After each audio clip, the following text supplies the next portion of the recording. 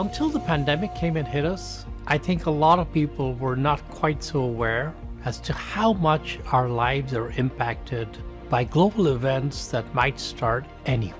This is a real crisis. I mean, it's been clear that this was likely to spread in the U.S. We need to be thinking much more ambitiously. Climate finance is a very big issue. We, the Center for Global Development, we're a group that try and see how we can make the international system that supports global development work more effectively. CGD came about because it was time to focus not only on what developing countries should do, but much more on what the rich world should do. How do we finance infrastructure in the poorest parts of the world? How do we increase productivity in agriculture? What kind of policy brings out the best outcomes? Some of our previous work has helped to come up with a kind of innovative financing mechanism that was used to help launch pneumococcal vaccines. We really have researchers and experts here at CGD who come at these issues from multiple vantage points, and I think that's just what helps make our research more rigorous, more rich, and actually more connected to the realities that decision makers are grappling with. We've been looking to CGD for all of your research and analysis to guide us. So CGD is nonpartisan. Because of that, over the years, that credibility has given us significant convening power. Our government highly values the work. What CGD is about is you can ask those difficult questions that people refuse to ask and actually find solutions. We're thinking about how climate change will impact migration patterns, how that will in turn have impacts on people's health.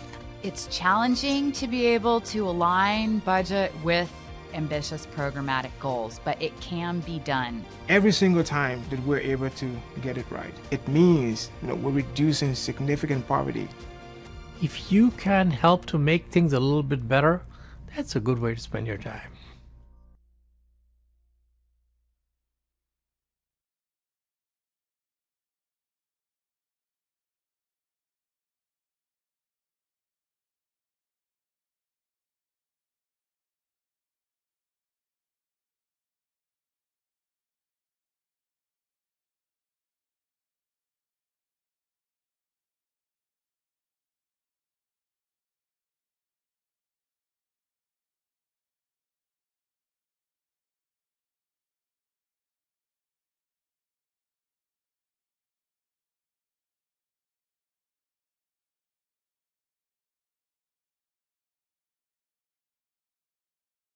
The main fire exit is the entrance that you came in, and you can leave that way if there is a fire alarm.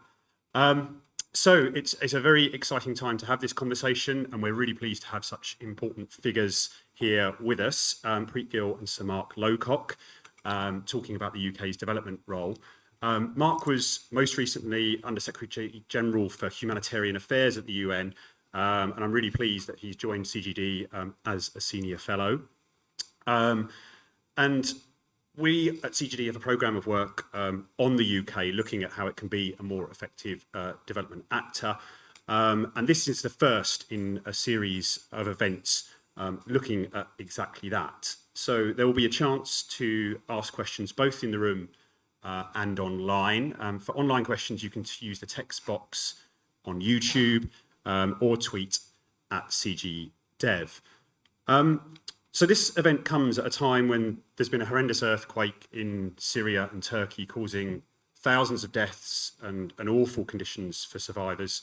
And I know people in the room are working on that issue at the moment, and we'll certainly touch on that in the discussion. But let me now hand over to Mark and look forward to taking us through an excellent discussion.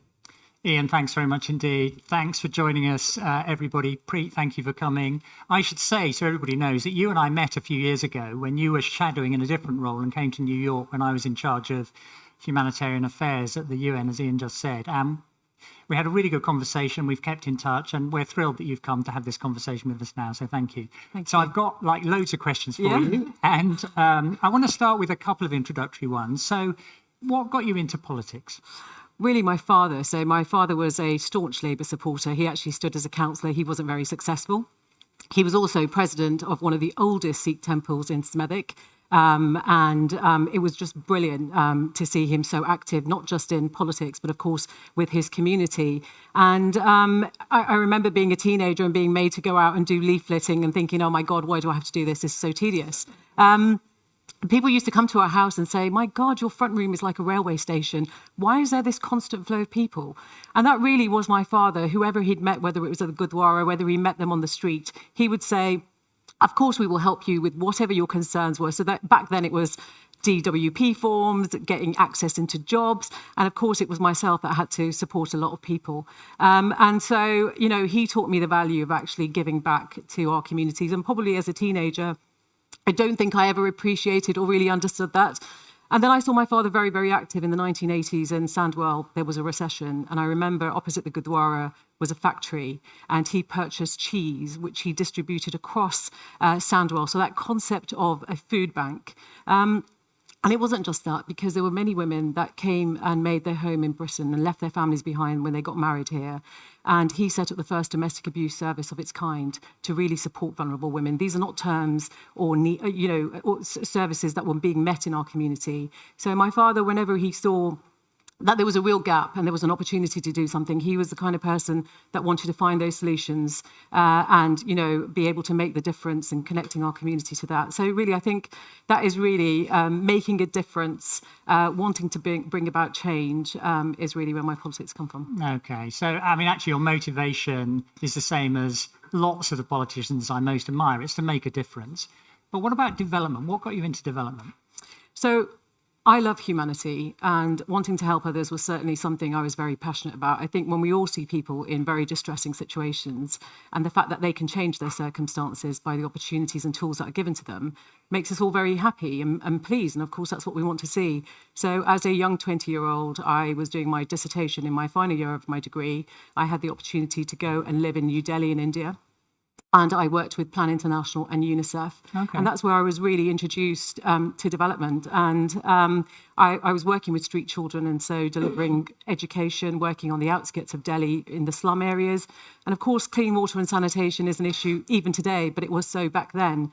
And I was supporting some of the villages in the community on a program there. But I think the thing that really touched me was there was a family there that wanted to invite me, to kind of give thanks about the work that I was doing.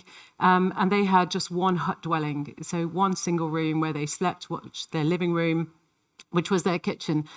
And I remember them, offering me tea and saying, do you want sugar? And I remember saying, no. And the person I was with was saying, you should really accept that. They're really trying to give you some honour. And what that struck with me really is the most poorest people have very little, but they are the most kindest and the most inspiring and the most resilient. And I felt really touched that they had very little and sugar was very expensive for them, that they were willing to do that. And then on another occasion, when I was in the centre of Delhi, a young boy came up to me and he asked me for some money, and his job was shoe shining. And I said to him, no, don't worry, you don't have to clean my shoes. I didn't really want him to do that, but here's some money. And it struck me, he said, no. He said, I don't want your money. I want to do the job and I want to earn the money. And that sense of dignity about how people want to be treated, and just that really touched me, actually. And it really moved me that, people who have very little are wanting to really earn their way, and they don't just want to be given handouts. And that's pretty much, I think, the situation across the world. People are not asking for handouts. They're asking for opportunities to better their lives. And then I guess on another occasion, I met some women that were seeking justice that had lost their families in Delhi in '84. And what struck me about them is that they lived in very slum dwellings. They'd lost their homes, they'd lost their families. And when I went to speak to them, they said, the world has just forgotten us and we have no justice. And I think as a young woman, it made me really think that the things that I have in Britain and the opportunities that we have, that we take for granted around social justice, human rights, actually, many people around the world just don't have access to that. And so that's really inherently where my interest in sort of development originated. Okay. So it was good news when Keir Starmer in April 2020 rang you up and gave you this brief. And now I read in the Daily Telegraph, so it must be true, that you want to be the Secretary of State for International Development. Why?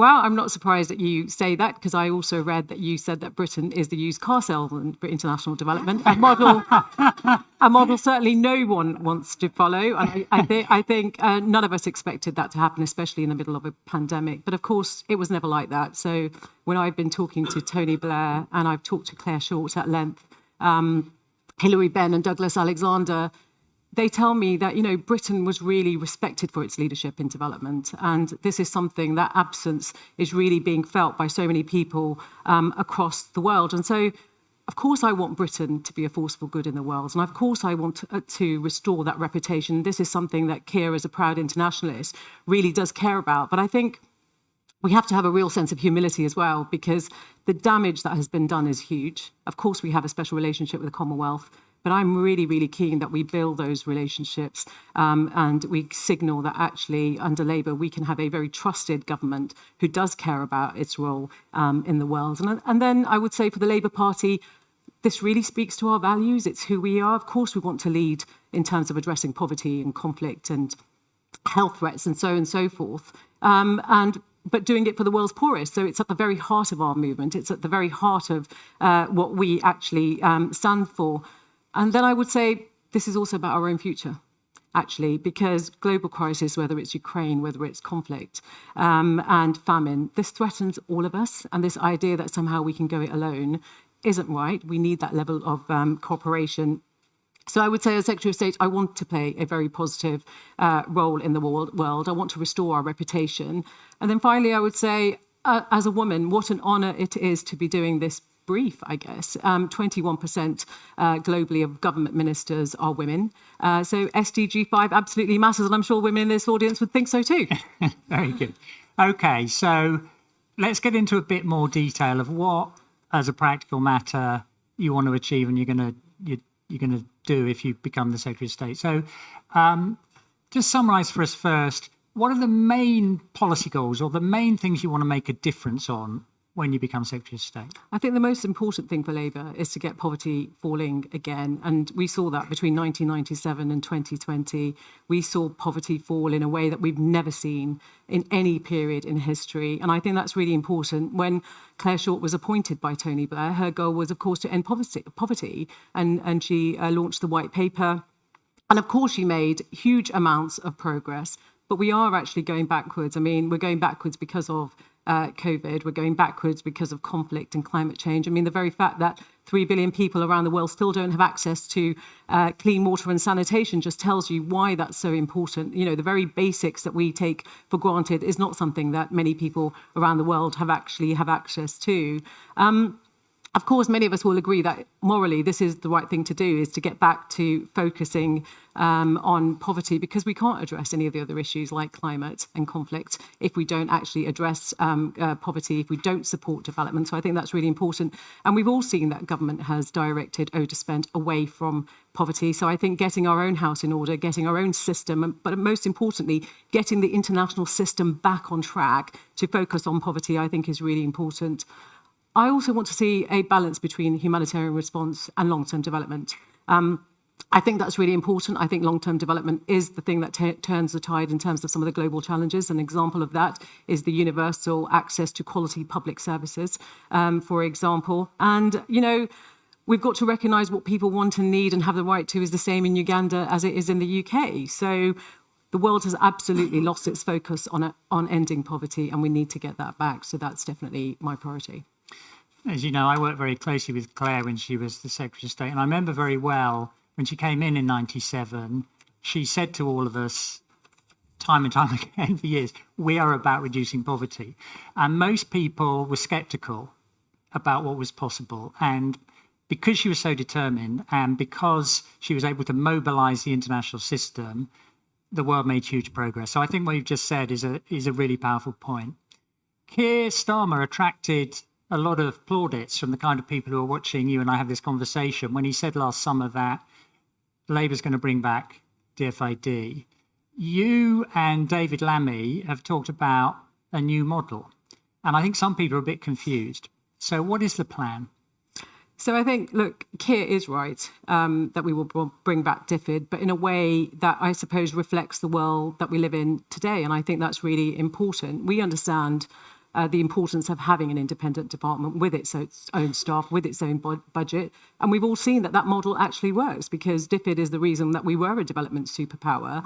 And I think it's really important that we, reflect and understand the importance of development and what that meant for Britain. And I think, Tony Blair really understood this in 1997. I mean, the very fact that he inherited an overseas development agency, but he decided that that wasn't going to be the approach by Labour, New Labour in 1997. And I think that's really important, because for me, that what that says is that he actually understood what role Britain was going to play in the world under his leadership. And I think that is important, answering that question, being clear as to what you see your role on the world stage, what you think development is actually for.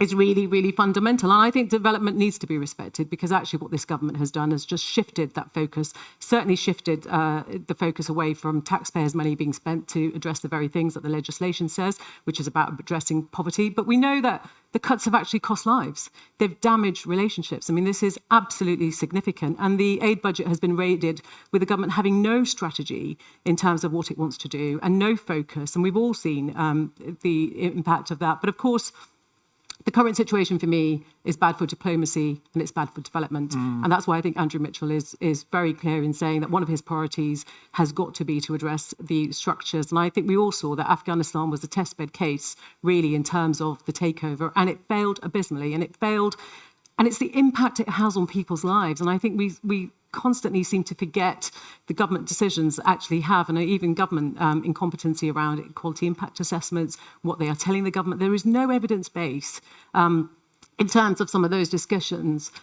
And I think, for me, I haven't forgotten about the Pogo Dam scandal, which is why you do need a Secretary of State. You do need to keep it independent. The issue of linking aid to arms sales is absolutely wrong. It's not something that Britain, especially under Labour, would want to do. And finally, I would say running a foreign service and a diplomat and a development service is absolutely different. And that's why when you look around the world, the US, Canada, Germany, and the EU, all have separate organisations, and they all do because they understand, just as Tony Blair did in 97, that you do need to have a separate department, which is very different from your diplomatic service. Well, I think that's pretty clear. Secretary of State, own staff, own budget, for all the reasons you've set out. Thank you very much. You touched on money. Can we rely on you to get us back to 0.7? Yes.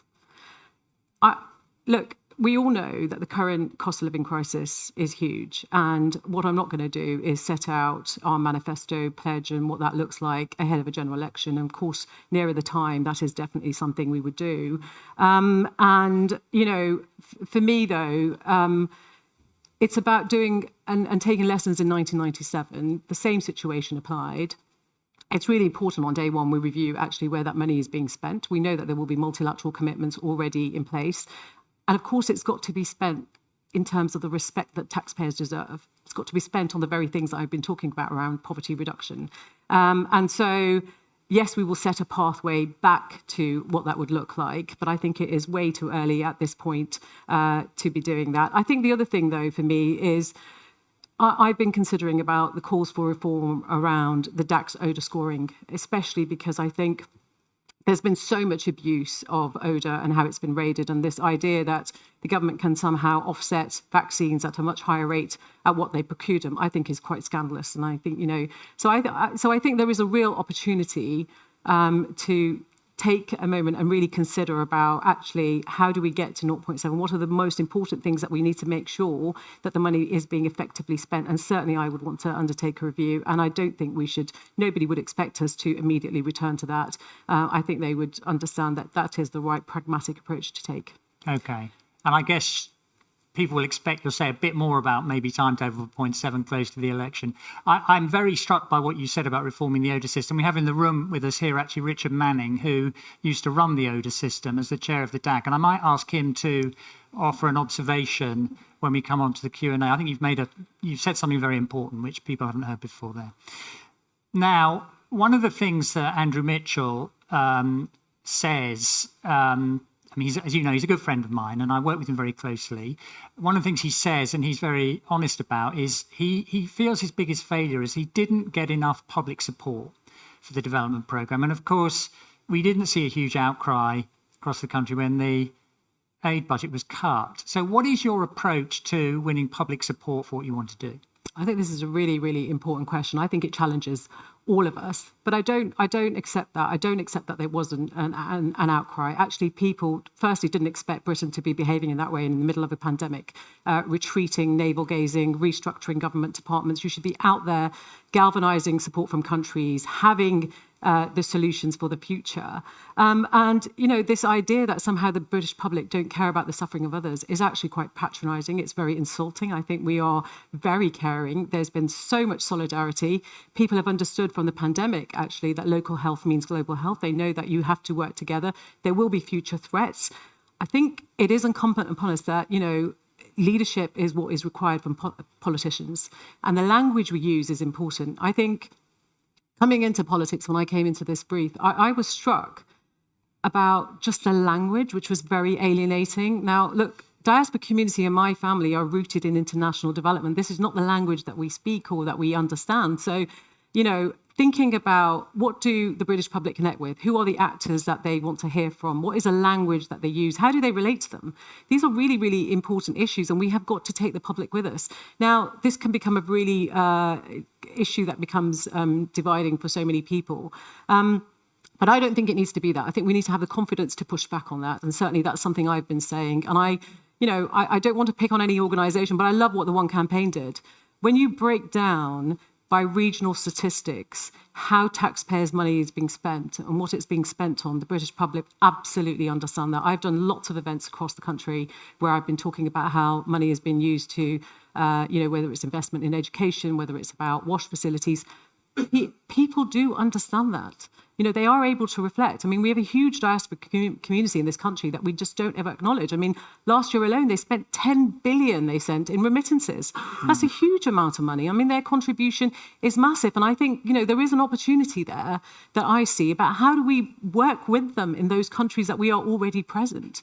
And I think there's a lot of work that we need to do. And people want to work with us. And I think the other challenge that we have is the Sustainable Development Goals are just not embedded into civil society. I mean, that's about all of us. I mean, I got Birmingham City Council to be the first council in the country to adopt the SDGs. And I did so because I helped them understand that this was something they were already doing.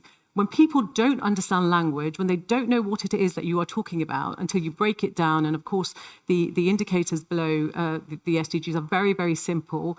And it's not something we do to other countries. We are part of the SDGs. We have got to respond. We are not going to meet any of those SDGs at the moment. We're on track not to meet them. And I think that's a travesty. And whilst we do lots of really good programs with young people, and sometimes at university, it's got to be something we do with all of civil society engaging. So it's got to be at primary, it's got to be at secondary, and it's certainly got to be at university. Young people do care about development issues, and I think we've got to recognise that. They care about climate, right? So I just think we've got to be just much more excited and passionate. I certainly am. I really want to make a difference. I think there is so much we can do. Britain has a lot to offer the world, especially in terms of our higher education institutions, our research, our development. And I think there are huge opportunities in this space. So I think, we've got to be better. I know it's a challenge. I certainly am not going to tiptoe around this issue. While it's not something that you expect to win elections on, and it's not the issue that comes up on the doorstep, actually there is lots of people in this country that do care about this issue. Yeah. And they do care about Britain's role in the world. Okay. And it's incumbent upon us to take them with us. Okay, great. So I've got about 1 million more questions for you, but I'm conscious the audience want to ask you things as well. So we're going to have a quick fire round now. Bilateral or multilateral? Both. You have to do both. The multilateral system, if you're not in it, you're not going to be able to lead it. It can reach places that you can't. It can do things at scale, which we can't. I think where the bilateral is important, it's recognising our unique relationship with the Commonwealth. There will be expertise. There will be lots of things that we can offer countries specifically in terms of bilateral. I think that's really important in terms of building those relationships back as well. Okay. Focus on a few things and countries or spread your efforts widely? I think focus on the places where poverty is the greatest. Absolutely. Africa is really important. I think the government has absolutely got this wrong. We see so many other countries, including the US, doing so much in Africa. And given the proximity of the continent, this is certainly something I want to focus on. And of course, a few countries in South Asia as well. Okay. How big is the burgeoning debt problem for the poorest countries? It's huge. The G20 suspended debts. It just kicked the can down the road in terms of having a solution to it. Again, the G20 is going to have to really discuss this because so many countries like Ghana and others need debt suspension. And of course, China has got to be part of debt relief because, so many countries owe money. And so they've got to really be part of that solution. But I think it's scandalous that so many countries are having to pay debt payments as opposed to investing in their own people and their own places. So absolutely got to address this. Okay. Now you're going to see President Zelensky later on in Parliament. What's the role of aid in supporting Ukraine at the moment? The role of aid in supporting Ukraine is around the keeping the economic activity going. I think it's so important that we pay teachers and nurses and doctors. And that has definitely got to be the contribution, as well as, of course, military support at this moment in time. It's great to see that President Zelensky will be coming to Parliament later on today. I feel really honoured to be part of that audience to meet him. Okay. As Ian mentioned earlier, there's a lot of focus right now on this terrible earthquake in Turkey and Syria. After this event, I have to run down the road to the Millbank studio to do an interview for BBC. What should I be saying to them about the next priorities in the relief effort and Britain's role? I mean, look, it's just devastating to see what's happened, in Turkey and Syria. And of course, the government has sent 76 rescue and search officers and that expertise. My big worry is we only have one cross-border checkpoint where aid is able to flow, and that has been suspended. Now, if we don't resolve that issue, I'm really worried about the people in North Syria that we cannot forget, and we do need to reach. I think what the work that the White Helmets are doing and the fact that the government has said that they're going to support them absolutely is the right thing. We must do that. But we've got to address the one crossing. I mean, we had 4 in 2021. We have 1. It's been weaponized, as we've seen. And really, we've got to absolutely address this. I want to see the crossing be opened. I think this is really, really important. So, yeah, that's one thing I think is an important point, which not everyone has got, actually, because the only way to reach those people in northern Syria who are in opposition-held areas, because the government of Syria won't let aid agencies get there from Damascus. The only way to get them is across the border from Turkey. And in the past, the Turks have been very generous in helping out with that. But of course, now they've got lots of their own problems. So I do think what you've said about, I think it's for logistical reasons that crossing was temporarily closed, but it needs to be reopened quickly because it's the only way to get enough help in to people there. Let me just ask you lastly, before I give other people a chance, what are the main things that you have learnt from your recent overseas visits? You went to the Ukraine region at the beginning of the war. You've been to Afghanistan recently. You said some very important things. You've been to other countries as well. What really sticks with you? What have you really learned from those visits?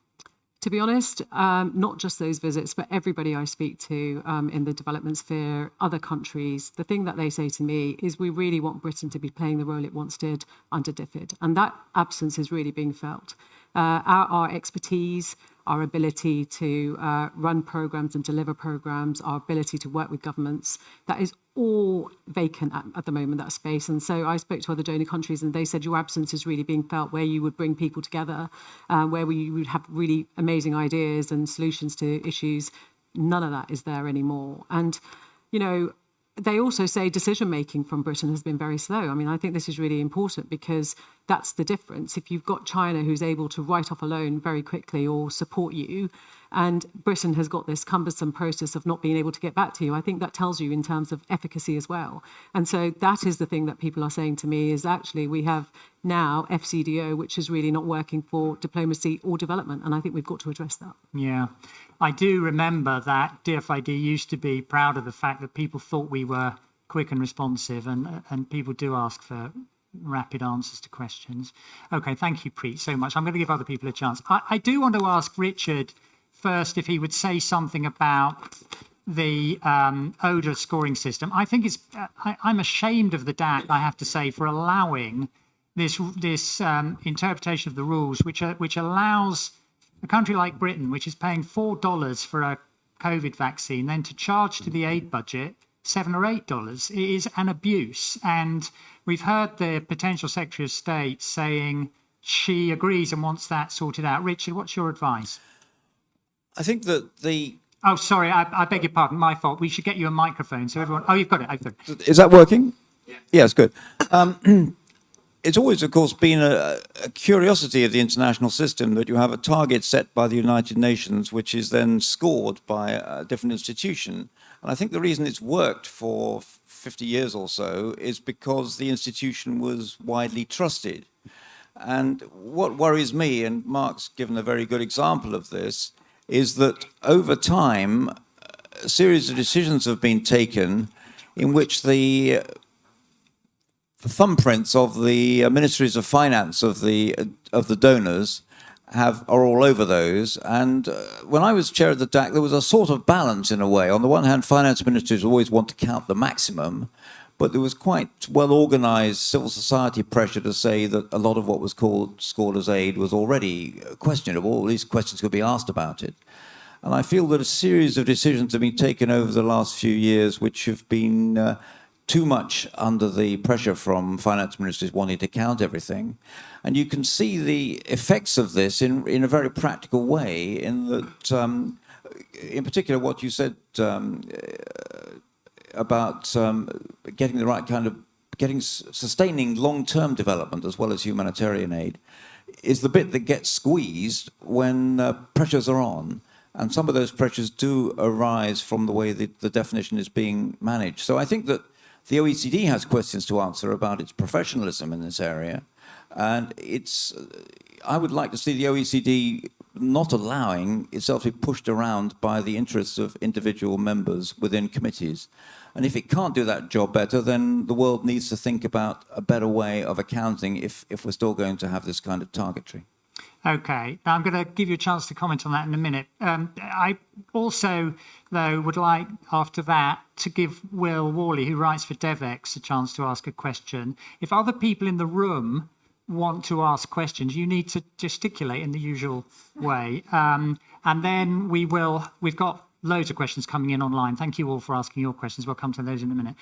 Next is Will. Thank you so much, Mark, and thanks for holding this talk today, Preet. A couple here for you, although I will like to hear more on the OECD reform later on. So you talked a bit about debt, you talked a bit about climate. Where does Labour and yourself view the Bridgetown agenda, and will that be something that you'll be prioritising if you do make it into Secretary of State? And secondly, your point on the engaging youth and having passion and excitement around international development. Do you have any ideas of how that could be pursued? Okay. I have to admit, I don't think I know all that much about the Bridgetown agenda, so but we'll give you a chance to comment first on what Richard said and then to Will's question. I think that's really interesting, Richard, what you have said. You know, I've been trying to push the government on this in terms of really getting them to a position. I recently wrote to Andrew about, well, what are you going to charge the ODA budget in respect of vaccines? And he's just come back and sort of said, you know, that obviously the OECD DAC has suggested $6.73. They've procured them at $3. They still haven't made a decision. And I think that's really worrying, because what that shows me is that actually Britain should be leading on the OECD. We should be absolutely saying it is scandalous and pushing back on those finance ministries that we can't balance the books of the world's poorest. And of course, we've seen the aid budget be raided. I mean, the Home Office is spending, on refugees, temporary accommodation, £7 million a day. It's not coming out of their budget. The Foreign Secretary's pretty much written a blank cheque. And so, you know, this is about actually our leadership standing up for the very things that we think are important. But when you've taken a merger which hasn't worked and you're still very confused about your role in the world, I am not surprised that, you know, we are taking this kind of approach. Certainly it wouldn't be the same. I'm really keen to hear actually how you think we can reform it. I know that there are lots of ideas out there, but it's certainly something I want to push for. I think it's really important. You know, the system cannot overrule the UN system either. You know, you can't have oppositional institutions against each other. We've got to absolutely have some consensus around some of this. And so this is a lot about what we do and how we use our role and our position in that space. I think the question on youth development, you know, how do we get young people enthused? I've been thinking about this and challenging myself a lot, and I get invited to universities to speak to lots of different societies. I want to create a movement that is around youth for development. we should be thinking about that faithful development. You know, so many people in the country care about this, and it shouldn't just be on a campaign or an issue. It should be stuff that we do all year round, using the SDGs as a framework and being able to embed it. And I think it isn't difficult to do. Sometimes we're always looking at somebody else to do this piece of work. And certainly for myself, what I've been saying, I'm very lucky. I've got 3 universities, especially University of Birmingham. And so one of the things I've been saying to them is, where is the youth voice for development? You know, young people care about activism, but why are you so silent? So really sort of challenging them, and they want to be part of this conversation. Absolutely, they do. They just don't know how to get involved. So I think it's about how do we support people to take action locally that fits into that whole SDG framework that gets people excited about development and the contribution that they make, and not polarizing this issue about it's an us versus everybody else. No, absolutely not. You know, Britain can never go it alone. We need cooperation. We need to be working with our partners, and young people really understand that and get that. And so, yeah, I think we've really got to invest in that. Okay, great. Tamsin Barton is the chair of ICAI, and then Jamie Drummond from the One Campaign. Thank you. Thanks very much. So ICAI, the Independent Commission for Aid Impact, the foreign aid watchdog, and we're all about improving aid, of course. And the area I wanted to bring up was the spending target, which you've mentioned. We think that probably our reviews looking at the management of the spending target, we're currently looking at this issue of refugees in the UK, are probably the reviews that would, if the government were to listen to us, would deliver the biggest improvements in value for money. So my question to you would be, if you look at the way the UK has managed its spending target, no other country is doing this. It's completely rigid and inflexible. So it has to hit exactly. There's a floor and a ceiling at the same time every year. And that means whenever there's a big change, as we've seen in the dramatic reductions in recent years, huge amounts of money are wasted. And there's potential for this happening the other way if there isn't smoothing across years or a greater tolerance threshold. So what are your thoughts on this? And obviously you would be a key voice in the room, but the finance, the Treasury would also have a few ideas on this point. They have listened to us in one way. For the first time, they've introduced flexibility in relation to in-donor refugee costs, but no more than that yet. Okay, Tamsin. Jamie. Thank you. And one of the areas where I love what you said about the SDGs at home. And one of the things we're not doing a good enough job at when it comes to communications, but also perhaps learning about policy and implementation, is the work with the left behind at home and the left behind abroad. And that's not just an important point for what we can learn in terms of good practice. It's also much better politics. And the development community has sort of failed to articulate itself well enough with those communities at home. And I think with your experience there, that could be an extremely important part of seizing the SDGs and using them better for that kind of communications and political purpose. But within the SDGs, there's an alliance between climate and development that's essential. And you've spoken a little less about the climate side and the sustainability side. And I just want to also echo Will's point about the Bridgetown agenda.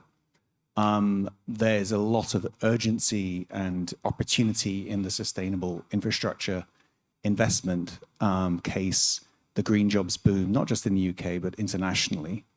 And we're in need, desperate need, of a optimistic vision, case for investment. Nick Stern and Vera Songway did a great paper on this that came out in Sharm el-Sheikh, outlining the financing package that we need to work on together, kind of Marshall Plan for People and Planet, or whatever it's going to be called. The most important alliance there will be with the Treasury.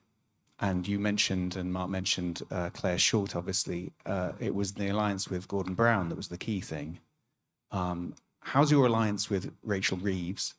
And that obviously works for the DAC definitions, but it also works for things like MDB reform. And we'll need your leadership in opposition, even before you get into power, because this year will be absolutely vital in getting reforms through, getting the capital adequacy framework recommendations through, the MDB reforms through, before America gets sucked into the election cycle and is unable to properly lead next year. So we'll really need advance this year. And Andrew Mitchell's trying to do the right thing, but needs more support. And part of the success in the past was that we had a bipartisan consensus.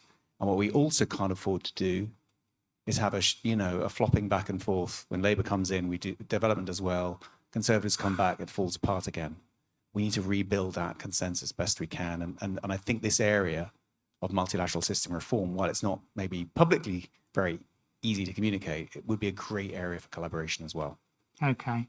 In fairness to the Conservatives, for the first 10 years after 2010, they had a very progressive approach. So, Preet, those two questions. I don't know how much you are all across all the details. Some quite techie things from Jamie there on capital adequacy, the particular role of the MDBs, and maybe you'd like people in the room to offer you some ideas as well. But if you'd like to respond to Tamsin and Jamie, that would be great. Tamsin, I think that's a really interesting point that you make. I mean, today the International Development Committee are hearing from, obviously, Andrew Mitchell, the Treasury and the Home Office, just because of in-donor refugee costs. And you're right, we're the only country that has actually done that compared to anybody else. And we took that decision. I mean, this is something around the incompetency of the Home Office not being able to manage its own budget, not being able to have a grip in terms of the small boat crossings, the fact that we've closed down safe and legal routes. Actually helping people at source is really what makes a difference. I agree with you on the target thing, and I think there's got to be some level of flexibility, because in some years you will hit the target and some years maybe you won't. But over a course of Parliament, if you say you want to hit this 0.7 target, I think it's an interesting thing to explore. And it's certainly something that's been on my mind, that on day one, if you undertake a review and you look at where the expenditure is being spent and you look at the commitments that have already been made, actually you may not hit the target in the first year, but that's okay, because you'll do other things to be able to meet it. So I think that level of flexibility and understanding actually how the money is spent, most importantly, that it's value for taxpayers' money. This is what Rachel Reeves, I'll come into that, has been talking a lot about, having the Office for Transparency and Accountability. What the British public can expect from us is that we will absolutely respect their money and make sure it's spent on the very things that we need it to do. Jamie, thanks for that. I mean, there's a lot in there. I mean, one of the things around the new model we've been looking at, just looking at Germany and speaking to my German counterparts, is how climate and development have come together. I mean, we understand the link. Actually, all the gains that we've made in development are being rolled back because of the impact of climate. Climate financing is a big issue.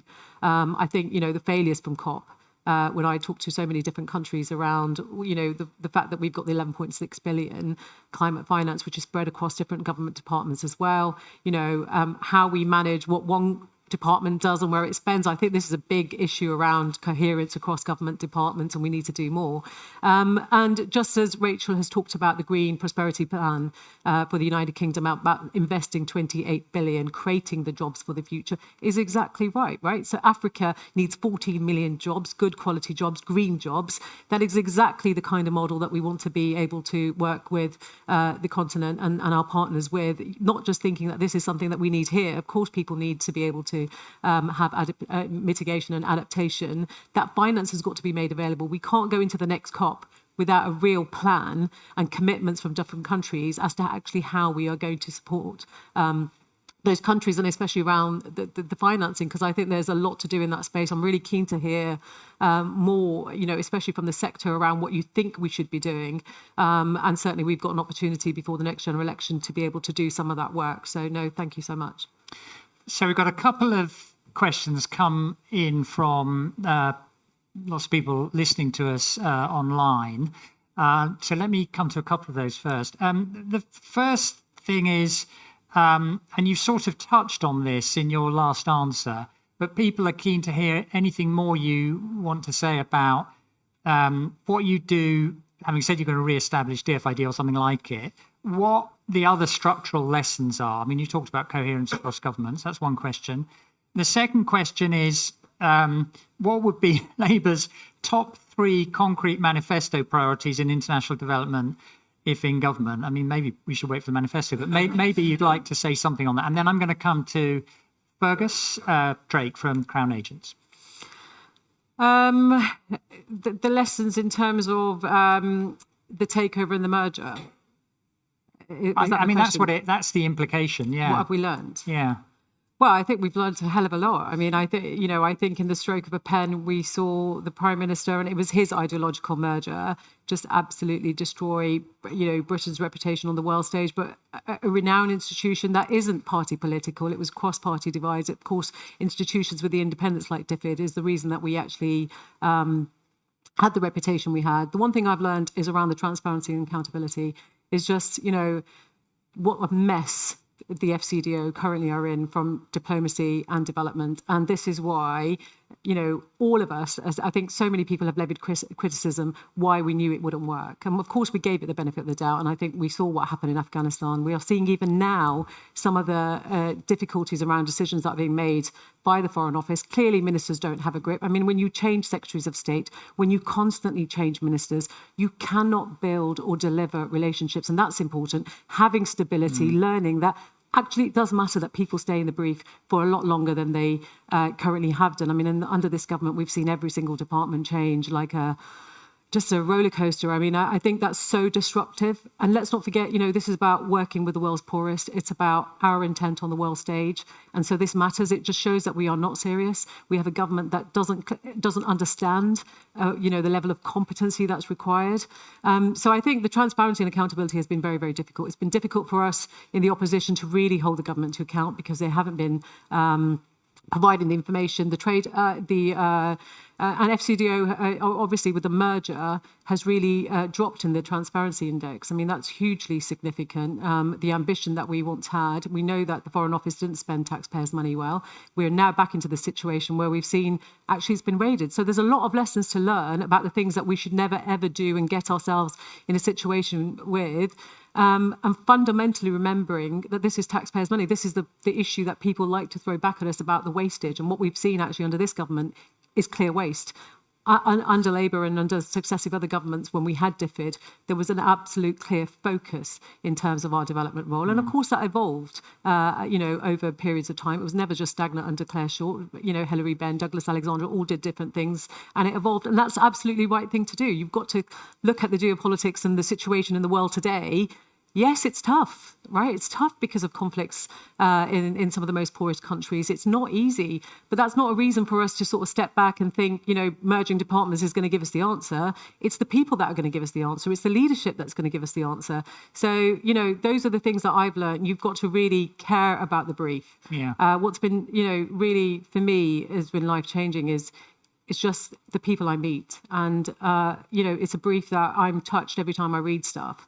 And I want to learn. And there's so much to learn in this space. And I'm really keen to do that. And it's amazing to have a sector that really cares about these issues as well that we can work with. So I must say, the single biggest thing I took from all the ministers and secretaries of state I worked for in the 6.5 years I was the Perm Sec at DFID, that was a longer sentence, by the way, than anyone else had. The single biggest thing I took was you have to spend the money well. One of the things that infuriates me about what's been done is it's impossible now for the FCDO to spend the money as well as it needs to be spent. So what you say is music to my ears. Let me just come back to the other question, top 3 priorities, and just see if I've understood what I thought you said earlier. What you said was the overarching thing is getting back to reducing poverty. Yeah. And then under there, you talked also about climate, food security. I think you mentioned women and girls. Are they the right themes, or are there other things you would say on that top 3 question? I think just looking at the issues in the world right now, of course, it's got to be poverty, it's got to be inequalities, and it's got to be climate. And the food crisis is huge. Food security for so many countries. I mean, Ukraine has just shown what the impact of that is. And certainly it will affect Britain. And so how we talk about these issues and why they are important is really key, but global health as well. Right.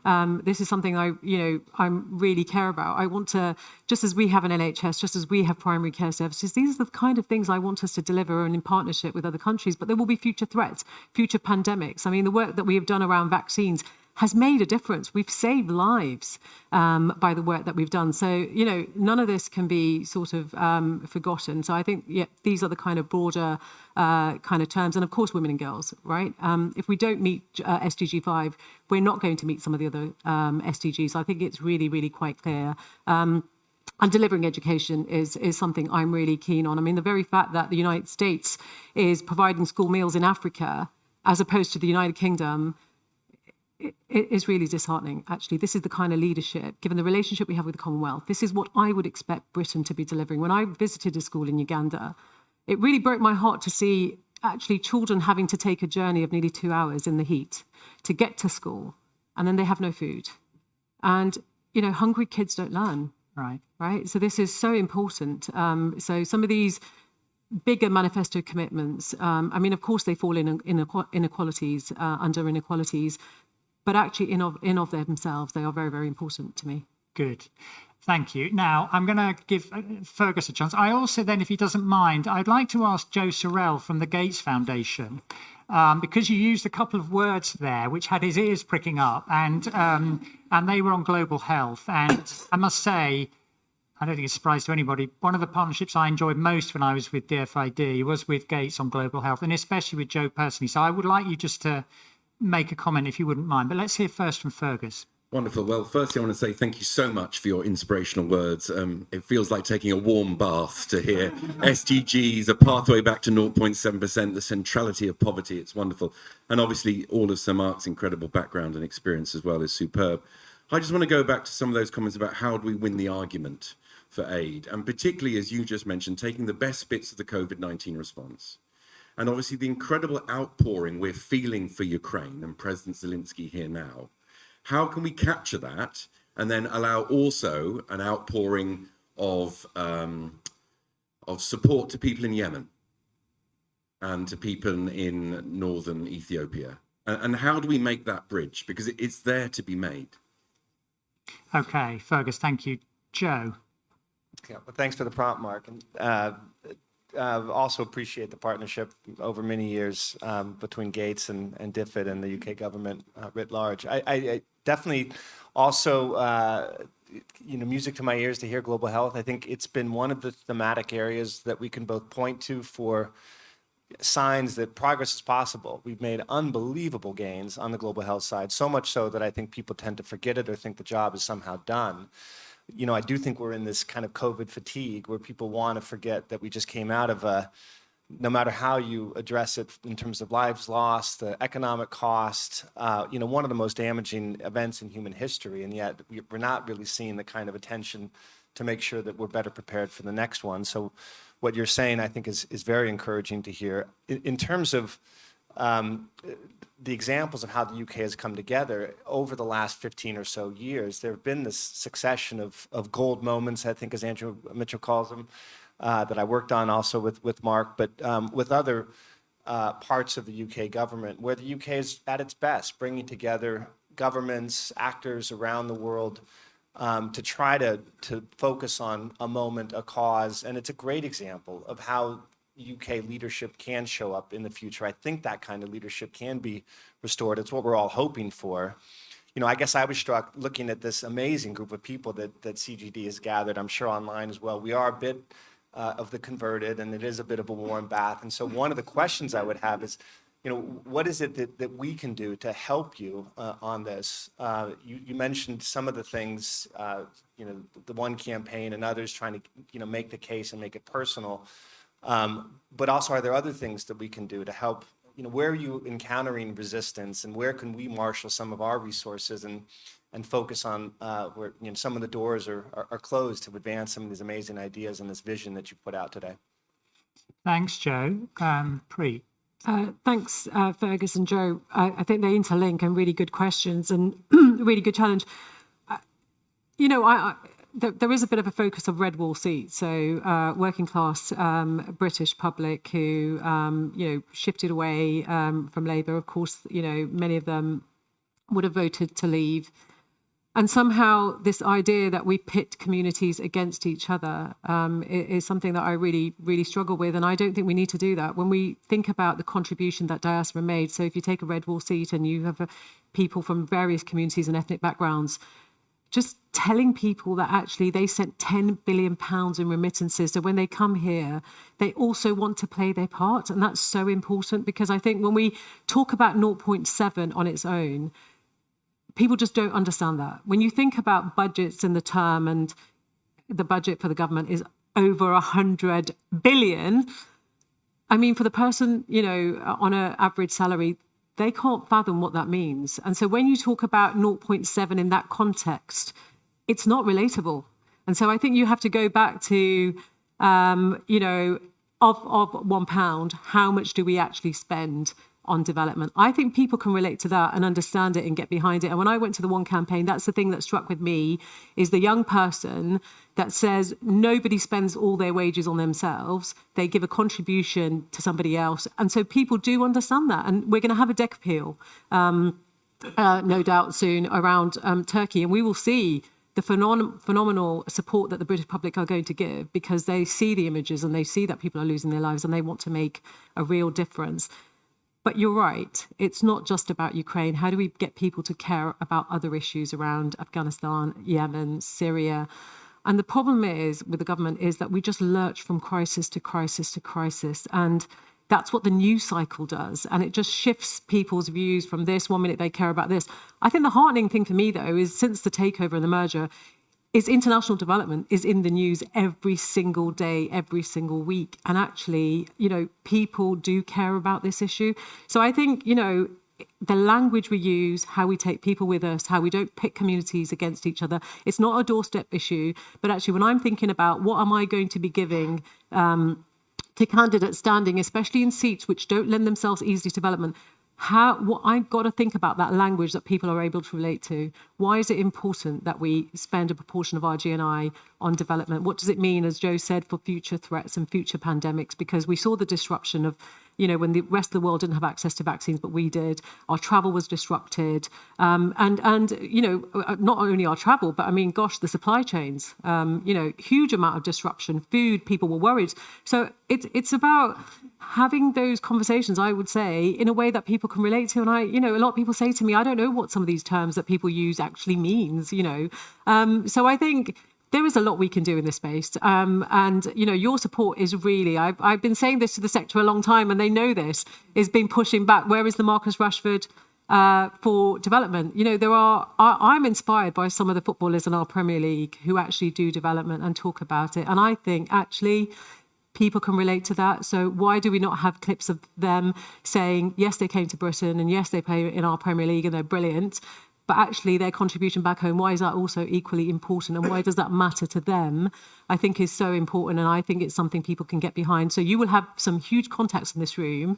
And just as we did back in, Tony Blair, Gordon Brown, Claire Short's time, we need those actors back. And they can really make the difference. They can inspire people. People can definitely connect to them. And Joe, I really value your support in terms of, what can you do? Look, for me, the Sustainable Development Goals is a brilliant framework. I want them to be things that every single council in this country thinks about as a framework. Connecting cities. Why is it important? What does it mean for civil society? I think what happens to local authorities is they don't have a champion, a person that takes on the SDGs. And then when they're doing their planning frameworks, they don't think of it in the language and the context of the SDGs. But actually, when you read a lot of their plans, a lot of it fits and aligns very easily. So I think it's about, can we create that momentum in this country where we are going to get so many of our public services, our local authorities really enthused, using the logo of the SDGs, explaining what it means, and we don't have long to go in 2030. And of course, we're going to have to look beyond that as well. So I think in this space, I think there's a huge amount of opportunities. We've just got to come together, have a plan and go out there and deliver it.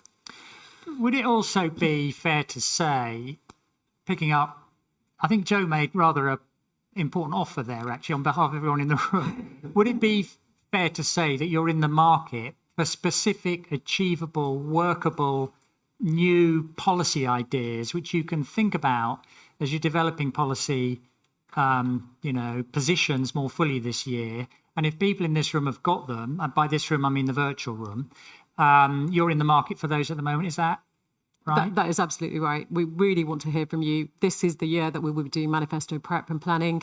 An election will come next year. So actually, we don't have a lot of time if we think about it and the parliamentary cycle.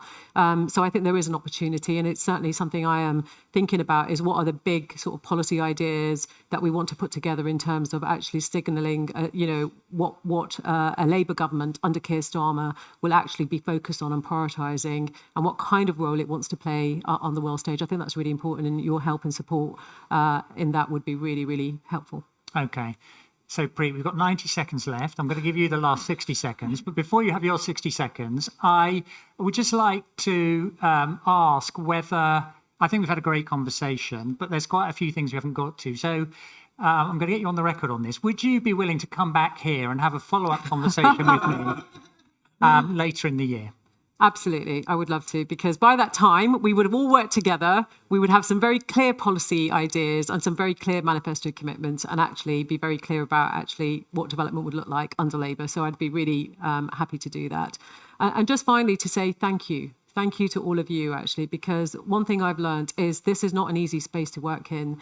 And your passion and your commitment really does matter, because you are constantly trying to drive change. You've constantly got innovative ideas. You've got brilliant articles that you write. CGD in particular, I absolutely love reading them.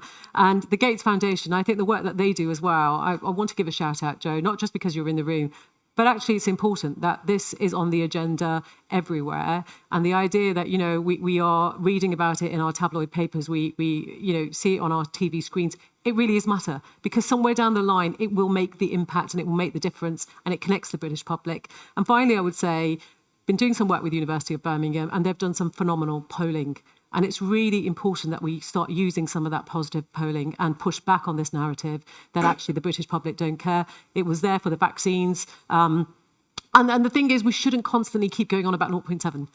Let's talk about development from a different perspective. Let's really make it relatable to people in terms of what they earn themselves. And actually, I really look forward to working with you all. I'm really excited. So thank you so much. Thank you.